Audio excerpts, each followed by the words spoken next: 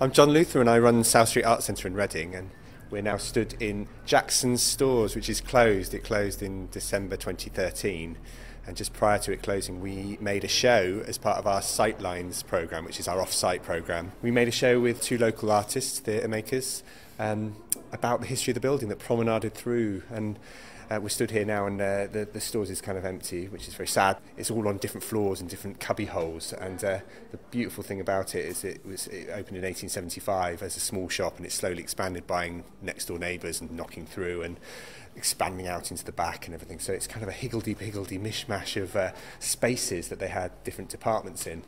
And it was an independent, family-run department store for all the time until it closed in December 2013, and we wanted to kind of celebrate that. So South Street commissioned two local theatre makers, Benedict Sandiford, who's with me right now, and Cassie Friend, who's artistic director of our resident theatre company, to make a show about it, which they did.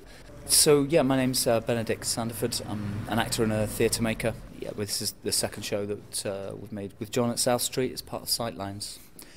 John wanted to make a follow-up, so we were looking for another iconic Reading building, because I think one of the things that really sang out was Reading story for Reading people.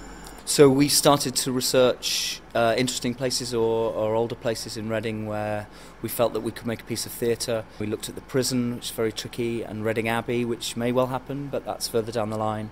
And then there was a pie shop, strangely called Sweeney and Todd's, and we really wanted to do a pie and a theatre piece where you got a meal and a show, but they didn't want to play. So we moved on and we went to an old coaching inn called The Sun, and they were great, and we were sort of looking around, and they used to recruit for the army, the King's Coin was taken there, and all sorts of things. I was quite interested in everything that came west on its way to London.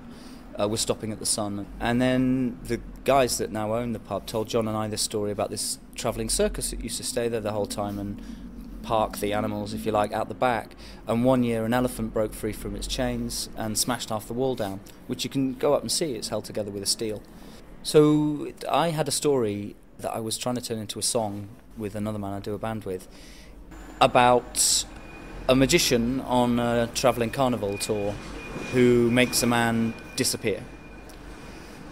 And so that got dredged up as sort of talking about that, and we did a little bit of research into Reading Abbey, and there was a pageant there, and they reenacted the pageant about 100 years ago to commemorate the 200-year anniversary of it, I think, something like that.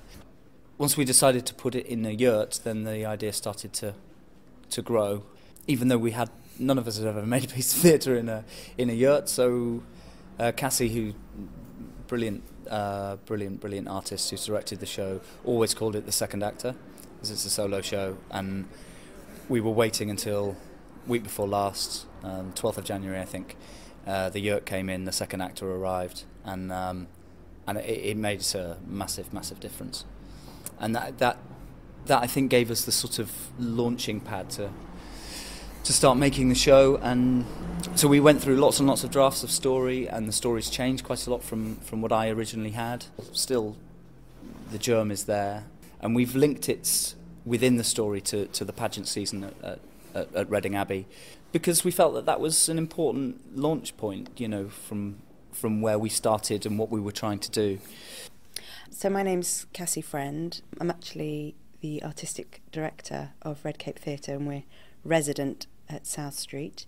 And my job here, this isn't actually a RedCape show, but my role in Kaspar is the director of the piece.